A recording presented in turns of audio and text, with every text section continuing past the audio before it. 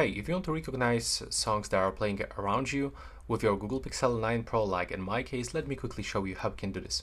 So you will start just from the home screen and go to the settings.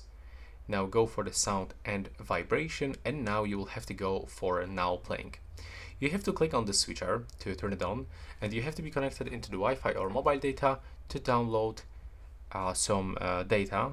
You know, the data about the songs. It will take around a few seconds, and after this you can show the search button on the lock screen. And now if you actually start playing, as you can see, the song name is visible right here. So you can unlock your phone. I mean, you don't even have to, but you can just click here and you will find it. Once you actually tap on it and unlock your phone, you can actually get some information here, so you can try to search for it on the YouTube.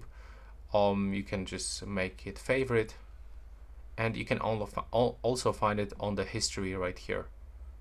There we go.